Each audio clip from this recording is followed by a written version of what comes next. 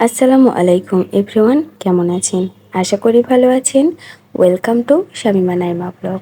দেখে হয়তো বুঝতে পারছেন কোনো একটা আয়োজন চলছে। তো যাই হোক, অনেক দিন হয়ে গেল আমরা ভাড়াটিয়া আপুরা বলছিল যে পিকনিক খাবো। তো এই গরমে অনেক ঝামেলা মনে হচ্ছিল, এই জন্য সবাই মিলে প্ল্যান করলাম যে ছাদে সবাই বিকালে আড্ডা দিই। তো আজকে মুড়ি পাটি করে খাওয়া যাক। আমরা এখানে 20 টাকা করে হাঁড়ি তুলেছি। এই যে পেঁয়াজের খোসাগুলো ছাড়িয়ে নেওয়া হয়ে গেছে, এখন ধুয়ে নিচ্ছি। সবার বাসা থেকে পেঁয়াজ, মরিচ, এরপর তেল, লবণ সংরক্ষণ করেছি।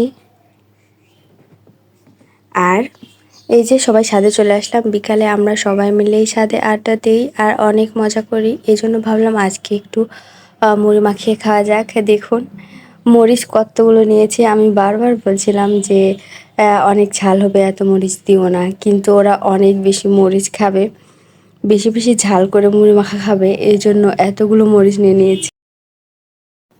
তো পেঁয়াজগুলো কাটা হয়ে গেছে, এরকম কুচি করে পেঁয়াজগুলো কেটে নিচ্ছে আর মরিচগুলো এরকম করে ছোট্ট ছোট্ট কুচি কুচি করে কেটে নিচ্ছে, যেন ঝাল লাগে অনেক বেশি খেতে।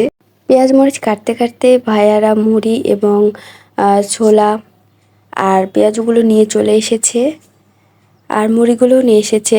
আমাদের মুড়ি মাখার পাত্রগুলো ছোট হওয়ার জন্য এই সবগুলো মুড়ি আমরা মাখাতে পারি নাই। এই যে মুড়িগুলো আমি একটু টেস্ট করে দেখলাম কীরকম, তো ভালোই মুচমুচে ছিল। এবার চলে গেলাম মাখিয়ে নিতে। তো বাটিতে আমি দিয়ে দিলাম হচ্ছে ছোলা আর পেঁয়াজগুলো এরকম ছোট ছোট টুকরো করে ভেঙে নেব। মুড়ি মাখাতে পেঁয়াজু দিলে কিন্তু মুড়ির স্বাদটা আরও বেড়ে যায় আর অনেক বেশি ভালো লাগে।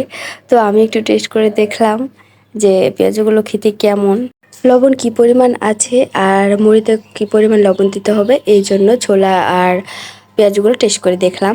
তো সব কিছু ঠিক আছে। আর এখানে পেঁয়াজ কুচি দিয়ে দিলাম আর মরিচ কুচি দিয়ে দিয়েছি আর পরিমাণ মতো লবণ দিয়ে ভালোভাবে চটকিয়ে চটকিয়ে মাখিয়ে নিচ্ছে। এগুলো সবগুলো উপকরণ প্রায় মাখিয়ে নেওয়া কমপ্লিট। এই অবস্থায় সবাই বলছে মরিচ একটু কম হয়েছে, আবারও মরিচ দিয়ে দিচ্ছে। আমার কথাতে এই কয়টা মরিচ কিন্তু রেখে দিয়েছিল, যে বলছিলাম এত ঝাল খেতে পারবো না। তো পরে আরেকটা অপাশে বলছে আরও মরিচ দাও, তো আরও বেশি মরিচ দেওয়া হলো। তো সবগুলো উপকরণ মাখিয়ে নেওয়া হয়ে গেছে, এখন মুড়িগুলো ঢেলে দিচ্ছি। আর সবশেষে কি হলো অবশ্যই বলবো। তেল অ্যাড করব, এটা স্কিপ হয়ে গেছে, এই পর্যায়ে তেল অ্যাড করে দেব।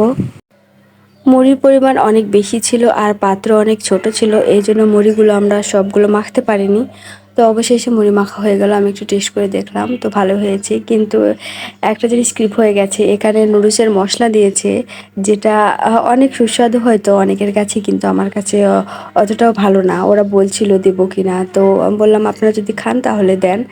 তো আমি খাই না, ভালো লাগে না, তো দিয়েছিল।